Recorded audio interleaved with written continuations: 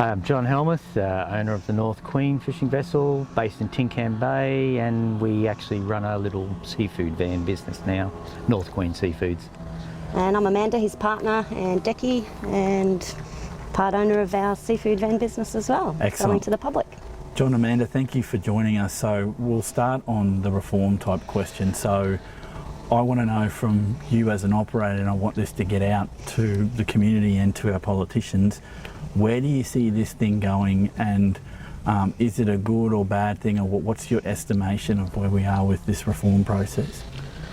Well, we just see it as a gamble. We're not sure what's going to happen, you know, like every time they say something to do something, it brings it in, and they change the goalpost again, and we're changing our life around again to try and work in with their reforms and their closures. And you know, the marine parks was the first one. Go back 30 years when they brought in the logbooks. They're never going to be used against you. You know, it is not compulsory to fill this out. It will never be used against you in any form or way.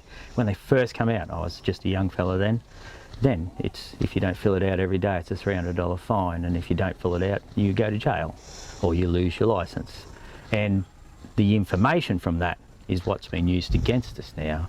So you can't tell me that with these reforms, when you've got to lock yourself into different areas, which we haven't been north of here for 16 probably years. Yeah, 15. nearly 15, 16 years. And now we've got to say, oh, well, I'll put effort into this area, that I will maybe go there, or if I don't, well, what happens? It just sits. But then if I want to go there, if things change here, if they shut the scallop down, you know, if we get 2 years of no scallop, or how many years they're going to do it, and you have a bad run here, like it's seasonal, you get good times every so often. Let me ask you, John, if that, because that range in that communique, and if I've got this wrong, someone correct me in the comments to the video, but I'm pretty sure it was 2 to 13 years. They decide to go somewhere in the middle, say it was 7 or 8. What would that mean to an operation like yours? Well, there's no scallop, is there? You know, like, okay. And it's a beautiful, abundant scallop out here, and I don't think you can beat this southern scallop. And we would much rather see them increase the size of our take than close it totally like they've done with Hervey Bay, and it ends up a dead zone. It's not worked, it's not stirred up, the bottom's not stirred up, the scallop die. Both their big closures, the A and B up there now, they're dead.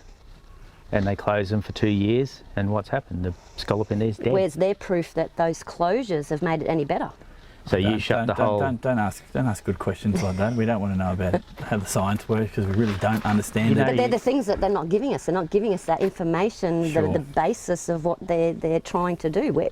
Why are you doing these closures, and where is your proof that they've worked? Yeah, so it's not hard to pick up that you're frustrated. So let me ask you this, if you had a message to send to the fisheries minister, what would it be?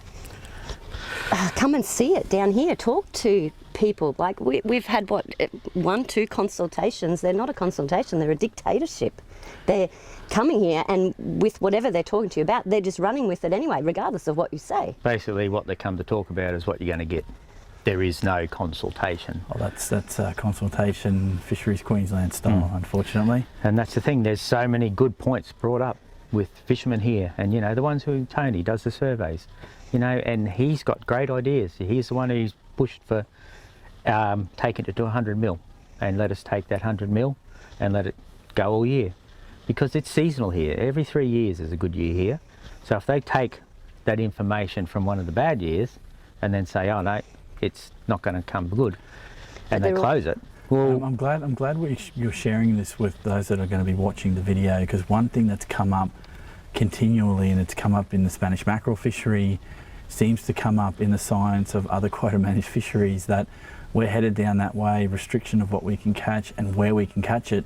Yet the science in those quota managed fisheries have let us down to the point where, and I think the live coral trout, we've lost about 200 tonne a year. That was written off at the stroke of a pen.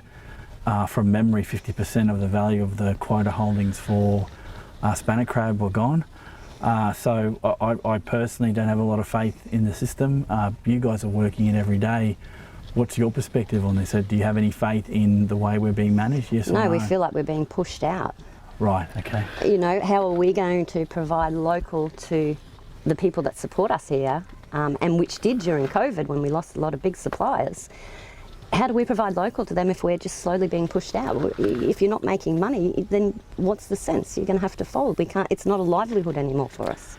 It seems like it matters to you that we can get this to the consumer, and that's the big, that's the thin end of the wedge, I guess, is that we can't fish, we can't provide that seafood. And our No one else consumers is going are not to. wanting imported. Yeah, Yes, okay. and you have people here that live in this town and love local. Like And we- drive to here to get it. Yeah, Harvey Bay, the coast. Roy. People are Noosa. driving all this way because they know it's fresh, not frozen, straight off from the boat. trawler. And there you go with your scallop straight away. We keep scallop, cut it, freeze it into packs, just so we've got it there to last us through that 7 months. But you do 2 years. Where are these people going to get scallop? Imports from China? You know? For those listening, thank you for following along with the video and podcast.